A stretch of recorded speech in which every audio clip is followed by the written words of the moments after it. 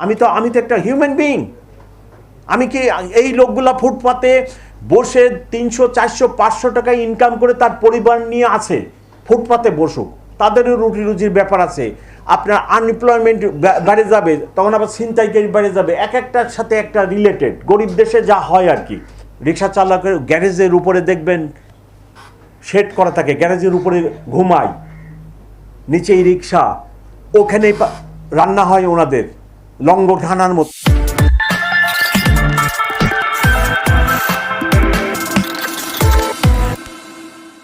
আমি new market এলাকায় গত শনিবারই গেছিলাম।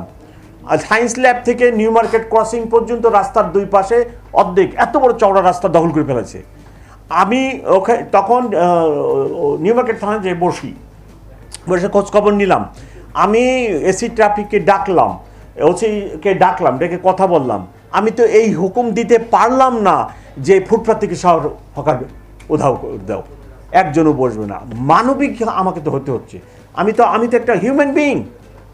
আমি কি এই লোকগুলা ফুটপাতে বসে 300 400 500 টাকা ইনকাম করে তার পরিবার নিয়ে আছে, আপনি রাতারাতি তাকে বলবেন গেট আউট, এনে বসতে পারবো না?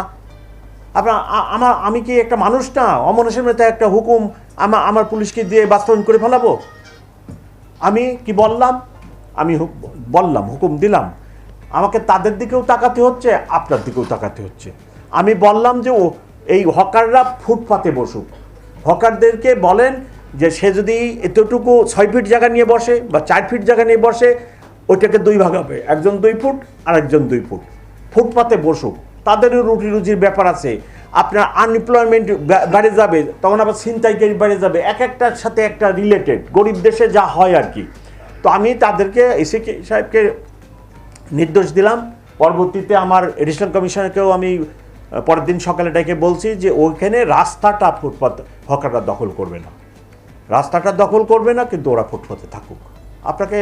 আপনারা একটা হিসাব নেন, কত লক্ষ লোক আপনার এই রাস্তায় হকারি করে জীবন ধারণ করতেছে। আমি বিশাল এক অফিস, এয়ার কন্ডিশন গাড়ি, এয়ার কন্ডিশন বাসায় থাকি, আর আমার স্বপ্নটাও ওইভাবে রাখবো, হয় না। আমার ওই হকারের দিকে তাকাইতে হবে। ইভেন আমার ব্যাটারি চালিত রিক্সা, ম্যানুয়ালি অপারেটেড রিক্সা চালক, ও বাঁচতেছে, ও 10,000 টাকা ইনকাম করে। রিক্সা চালকের গ্যারেজের উপরে দেখবেন শেড করা থাকে, গ্যারেজের উপরে ঘুমায়, নিচেই রিক্সা, ওখানেই রান্না হয় ওনাদের লঙ্গরখানার মতো। ওই রিক্সা চালক ওইখানে 150 টাকা বা এরকম সামথিং দিয়ে 3 বেলা খায়।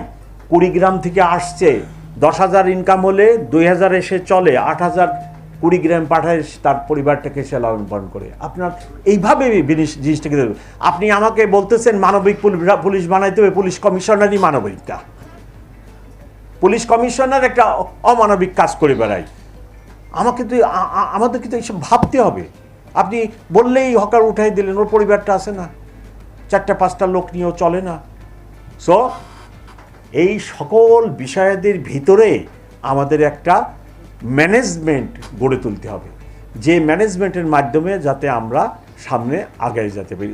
ওরাও বাঁচুক, আমার গাড়িও চলুক, আপনারাও চলেন, সবাই সম্মিলিতভাবে শেয়ারিং করে কত টাকা ভালো থাকা যায়, এটাই আমার প্রচেষ্টা।